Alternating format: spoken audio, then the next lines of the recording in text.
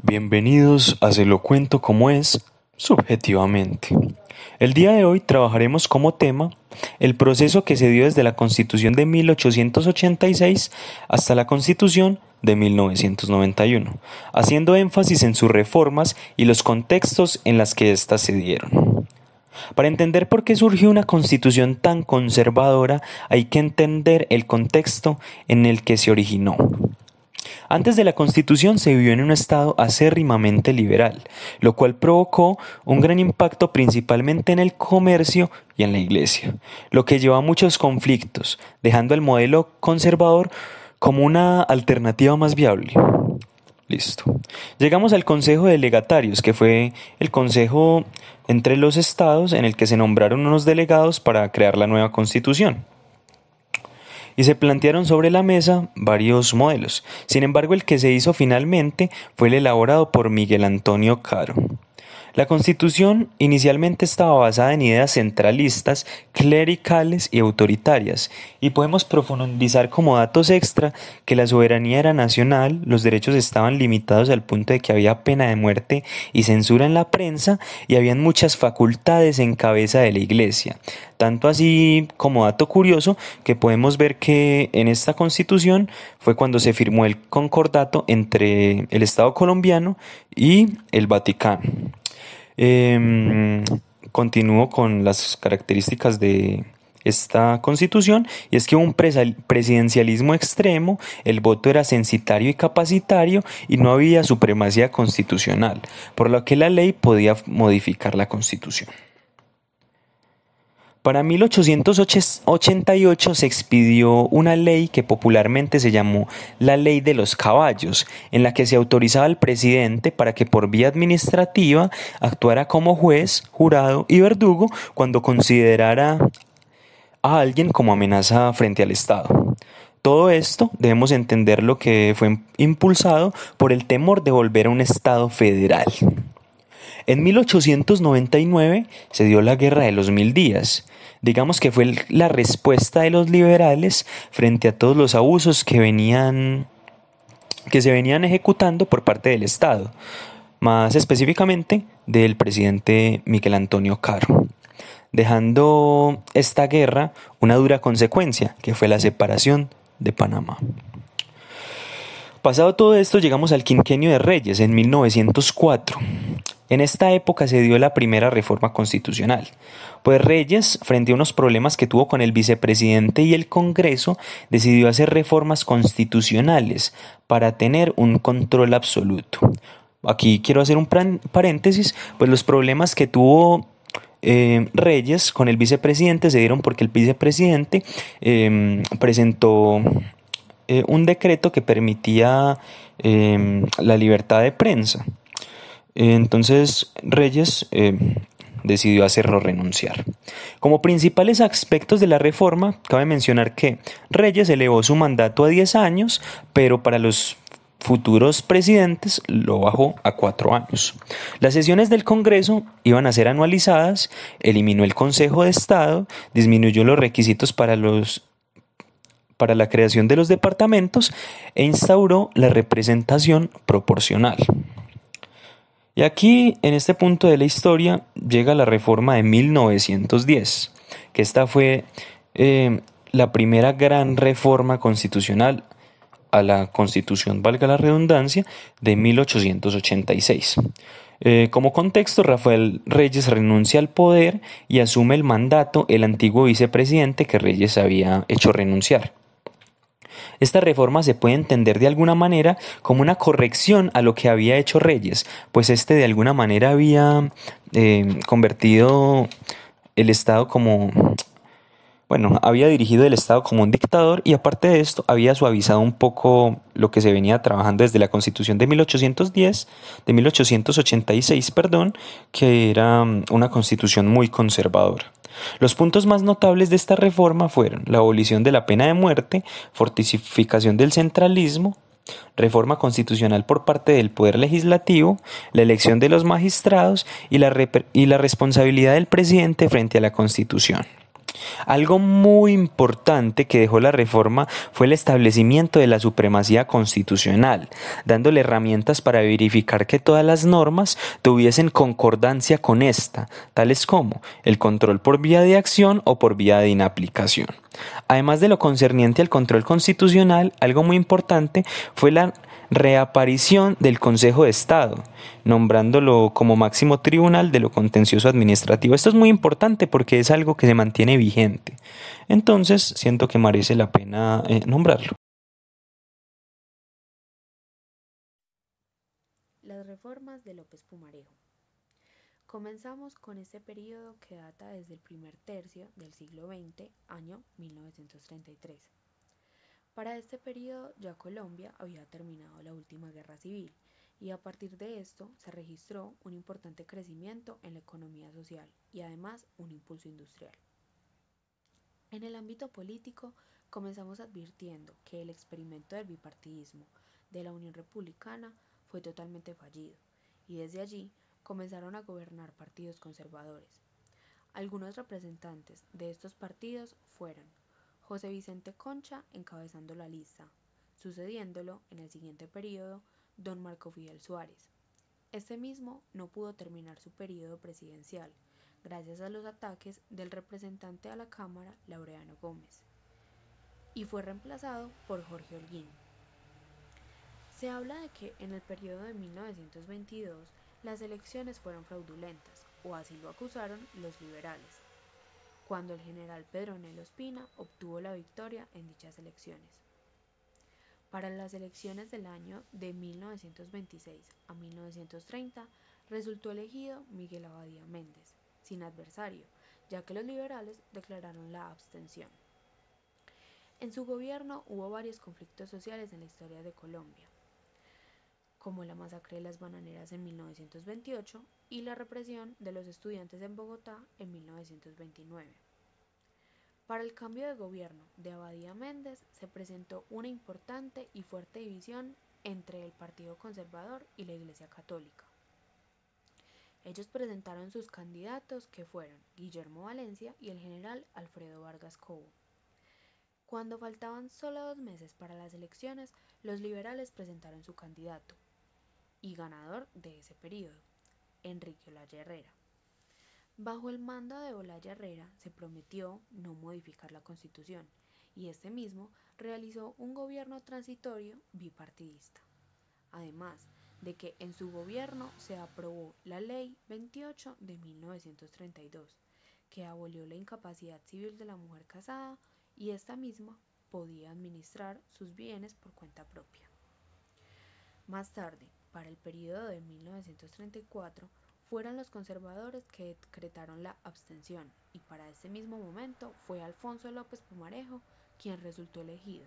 Se le reconoce por ser el impulsador de una transformación institucional que llamó la Revolución en Marcha.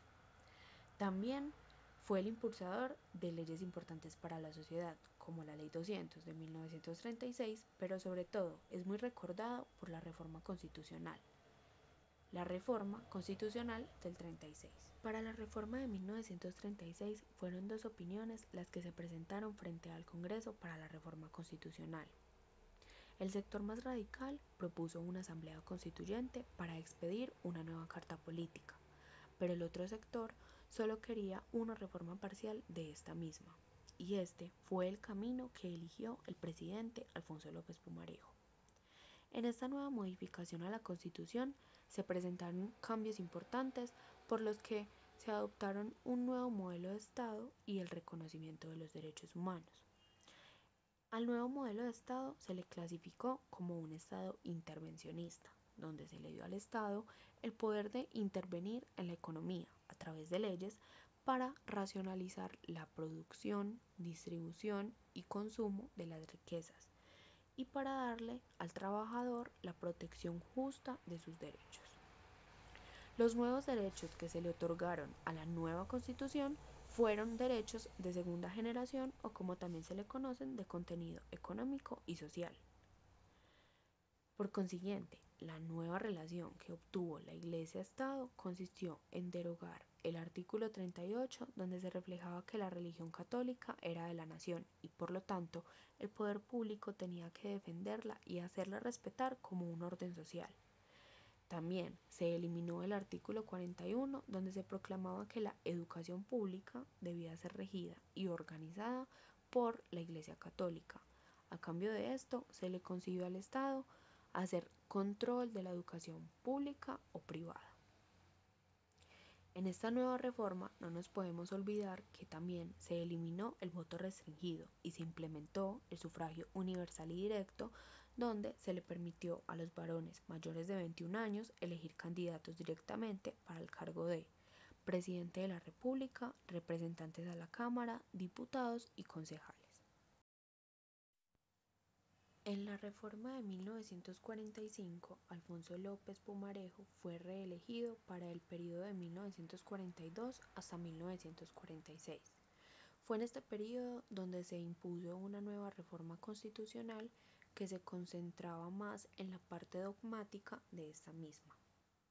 Esta reforma logró un mejor diseño de los organismos estatales, pero muchos criticaban su exagerada reglamentación que aseguran no es propia de una constitución. Más tarde hablamos del plebiscito de 1957 y la época llamada en Colombia el Frente Nacional.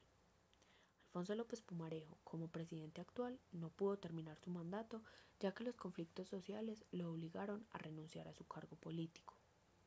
El cambio de gobierno que se presentó solo llevó al estallido de la violencia, que la muerte de Jorge Eliezer Gaitán el 9 de abril de 1948 no consiguió más que agravarlo. A esto se le llama en Colombia como la época de la violencia bipartidista. Para las elecciones de 1950, el Partido Liberal nuevamente decretó la abstención, porque no habían garantías políticas para ellos y gracias a eso triunfó Laureano Gómez, pero rápidamente tuvo que dejar su cargo a causa de problemas de salud. Lo reemplazó Roberto Urdaneta, que al negarse a destituir al general Rojas Pinilla, perdió su cargo siendo recuperado por Laureano Gómez. Pero ese mismo día el general Rojas Pinilla presentó un golpe de estado y asumió el poder, que no duró los 4 años presidenciales ya que lo obligaron a dejar el cargo por su fuerte dictadura y el poder lo asumió una junta militar que él formó. Es allí donde se convoca al pueblo para las elecciones del plebiscito del 1 de diciembre de 1957. Cabe recalcar que fueron las primeras elecciones donde pudieron participar activamente las mujeres. Este plebiscito tenía como una finalidad acabar la guerra bipartidista, asegurando la alternabilidad de los dos partidos políticos durante los próximos 16 años. La reforma de 1968 se da en un detrimento de funciones del Congreso, consultas populares, la creación del estado de emergencia. La atribución constitucional conferida al presidente para intervenir en el Banco de la República y en las entidades públicas, el otorgamiento a las minorías del derecho a tener representación en las mesas directivas, la fijación de los planes y programas de desarrollo económico y social. También se modificó el sistema del Frente Nacional. La reforma de Turbay Ayala, 1978-1982. Surgió una ley para reglamentar los partidos políticos, establecer la financiación de las campañas electorales y el voto obligatorio. A su vez, la prohibición de la reelección del Contralor y el Procurador. Se da la creación de la Fiscalía General de la Nación y del Consejo Superior de la Judicatura. Contexto de Colombia en el surgimiento de la Constitución de 1991. La insurgencia, el narcoterrorismo y los movimientos sociales piden a gritos una nueva constitución. El movimiento de la séptima papeleta, junto con otros acontecimientos, son quienes ayudan a impulsar todo esto. Barco y su intento de reforma. 1986-1990. Él propone una carta en el diario El Espectador, un plebiscito para derogar la norma que prohibía acudir directamente al pueblo para la reforma de la Constitución. También se da el acuerdo de la Casa Nariño. Se decide crear una comisión de reajuste institucional que debe preparar un texto de reforma constitucional para posteriormente ser sometido a referéndum, lo cual no fue permitido por el Consejo de Estado. También se presentó un proyecto de acto legislativo que incluía nuevos mecanismos en la reforma constitucional. Barco como actor fundamental de la Constitución de 1991. En el movimiento de la séptima papeleta se sensibilizó la opinión pública y se creó un clima favorable para una reforma constitucional a través de la consulta directa al pueblo. El presidente Barco consideró oportuno intervenir para que se pudiera canalizar institucionalmente la exigencia del constituyente primario. También expidió el decreto 927 de mayo de 1990, en el que se ordenó a la organización electoral contabilizar los votos que se emitieron en las elecciones presidenciales del 27 de mayo de ese mismo año a favor o en contra de la convocatoria de una asamblea constitucional para la reforma política. César Gaviria asume el compromiso. Se compromete a realizar el nuevo proceso constituyente. Emite el decreto legislativo 1926 con base a las facultades de estado de sitio. Los puntos de la Asamblea son el Congreso, Justicia y Ministerio Público, Administración Pública, Derechos Humanos, Partidos Políticos y Oposición, Régimen departamental y municipal, Mecanismos de participación, Estado de sitio, Temas económicos, Control fiscal. La Asamblea Nacional Constituyente se instaló formalmente el 5 de febrero de 1991 en Bogotá por el presidente César Gaviria Trujillo. El hecho de que ninguna corriente política hubiera podido imponer su predominio en la Asamblea es un elemento que se debe tener en cuenta cuando se analiza, tanto en conjunto como en detalle. La Constitución de 1991 es un cuerpo normativo al que se llegó a través de compromisos y transacciones entre las distintas fuerzas participantes, en donde no faltó el doy para que des. Surge una nueva Constitución. Esta estuvo antecedida de una discusión a lo largo y ancho del país, de propuestas legislativas canalizadas en diferentes mesas de trabajo. Se calcula que se presentaron en dichas mesas cerca de 150.000 iniciativas de contenido constitucional. La Secretaría General de la Asamblea fueron radicados 131 proyectos de reforma debidamente articulados y 28 propuestas provenientes de entidades de diferente orden y asociaciones ciudadanas. La Constitución de 1991, proclamada solemnemente el 4 de julio, corroborada el 6 y promulgada el 7 de ese mismo mes en la Gaceta Constitucional número 114, es el resultado de una obra de autorregulación de la democracia colombiana en uno de los momentos más difíciles de su historia.